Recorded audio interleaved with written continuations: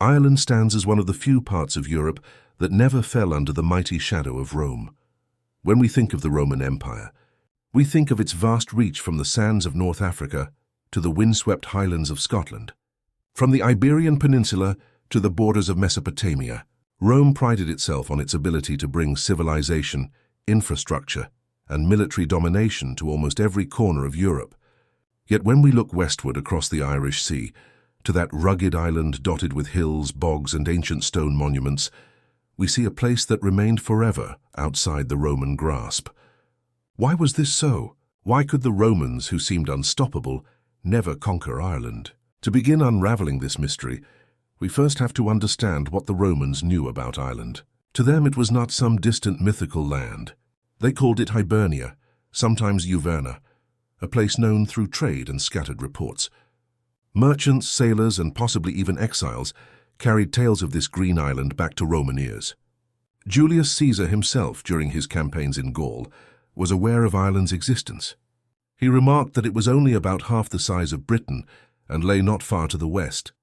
Later, Roman writers such as Tacitus would mention Ireland, describing its people as similar to the Britons, though slightly fiercer and less refined. So the Romans knew it existed. It was not some distant Atlantis. It was right there within striking distance, yet it never fell. The Romans had already achieved the conquest of Britain, though even that was no easy feat. When Claudius launched his invasion in 43 CE, it required massive armies, a logistical chain across the Channel, and decades of brutal campaigning to subdue the tribes of southern Britain. The conquest dragged on, with resistance in Wales and Scotland proving particularly difficult. Even as late as the 2nd century, the north of Britain remained a problem, so much so that the Romans eventually built Hadrian's Wall to mark a permanent frontier. This tells us something crucial. Britain, larger and more agriculturally rich than Ireland, was already straining Rome's resources. It required 4 legions to garrison the island, alongside auxiliaries, forts, and supply depots. The further north the Romans pushed, the more rugged the terrain became, the more costly it was to maintain the conquest. Ireland, even further west, would have represented an additional burden, but the Romans were never afraid of burdens. They had conquered deserts, mountains, and forests before. So the real question is, what made Ireland different? Geography certainly played a role. The Irish Sea, while not impossibly wide, acted as a natural barrier. Unlike the relatively short hop from Gaul to Britain, the crossing from western Britain to Ireland was longer and more treacherous. Storms, unpredictable tides, and rocky coastlines made a Roman invasion fleet vulnerable. Establishing a foothold across that water meant not only building ships but also maintaining a steady supply line, a task that would stretch Roman logistics to the breaking point. Moreover, the Romans had to ask themselves whether it was worth it. Ireland was not known to be rich in resources the way Gaul or Spain had been. There were no vast mines of silver or gold to tempt Roman greed. There were no great cities to capture, no fertile plains comparable to the Nile Valley or the Po River Basin. Ireland had farmland, of course, but it was broken up by bogs, forests, and rugged landscapes. To Roman eyes, it may not have appeared worth the cost of conquest, especially when they were already struggling to pacify Britain. That said, it is not entirely true that Rome had no dealings with Ireland. Archaeological evidence tells us that trade did occur. Roman goods, coins, and luxury items have been found in Ireland, suggesting that merchants and perhaps even Romanized Britons crossed the sea. These interactions show that Ireland was not isolated. It was part of the broader web of connections that linked the ancient world. But trade was different from conquest. A merchant could risk a single voyage. An empire would have to risk thousands of men and an enormous investment of resources. Another factor lies in the Irish themselves. Ireland was not united under one king or state. It was a patchwork of tribal kingdoms, each ruled by local chieftains. To the Romans, this might have seemed like an opportunity, since they were skilled at playing rivals against one another. But it also meant that conquest would be messy. There would be no single decisive battle, no central authority to topple. Each tribe would fight in its own way, using the familiar terrain to their advantage. The Irish warriors, much like their Celtic cousins in Britain, were skilled in guerrilla tactics. Ambushes, raids, and sudden attacks from the hills and forests could bleed an invading force dry. The Romans were disciplined and effective in open battle, but in hostile terrain against scattered resistance, they could suffer greatly, as they had in Germany against the tribes of the Teutoburg forest. Indeed, Rome had learned painful lessons about overextending itself.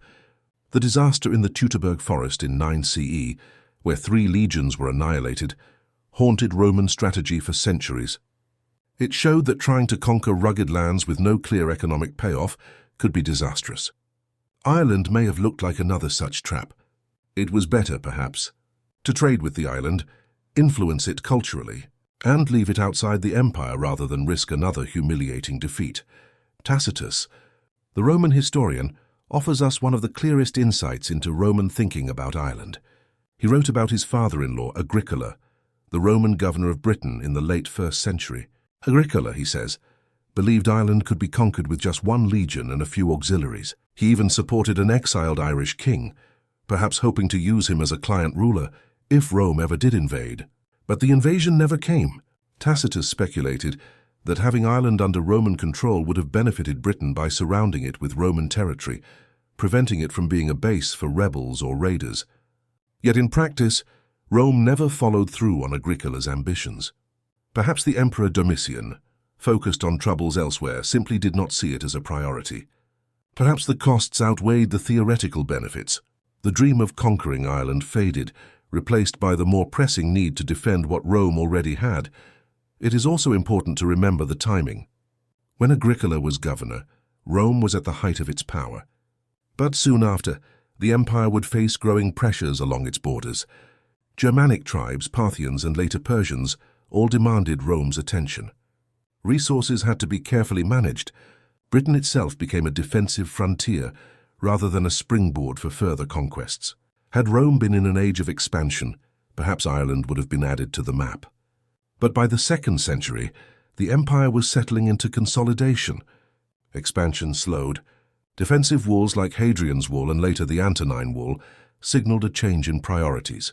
Ireland remained outside the empire's circle, and yet, even without conquest, Roman influence still touched Ireland.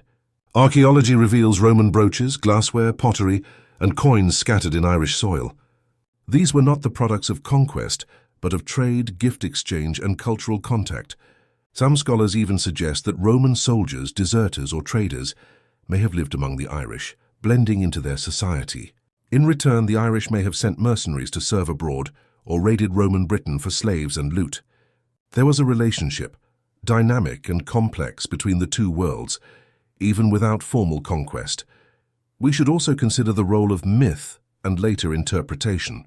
To Irish nationalists and Romantic historians centuries later, the idea that Rome never conquered Ireland became a badge of pride.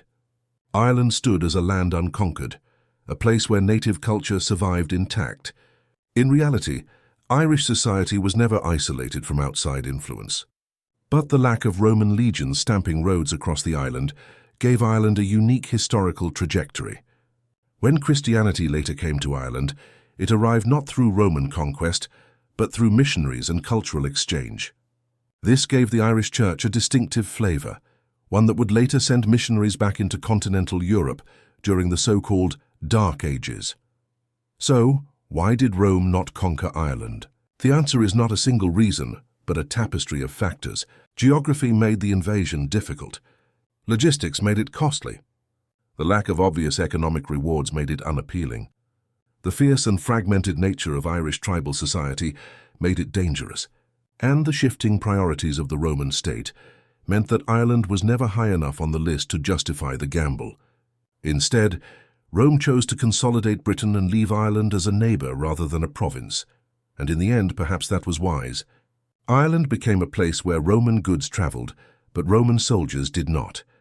It became a land shaped by its own traditions, later influenced by Christianity rather than conquest. And when Rome itself fell, when its legions withdrew from Britain, Ireland was spared the trauma of imperial collapse. It stood on the margins of empire, yet in time, it would play its own role in preserving knowledge and culture during Europe's turbulent centuries. The story of Ireland and Rome is a reminder that even the greatest empires have limits. No power can conquer everything. Sometimes the cost is too high, the prize too small, or the timing too poor. For Rome, Ireland was close enough to see, close enough to trade with, close enough to imagine conquering, but never close enough to bring under the eagle's wings.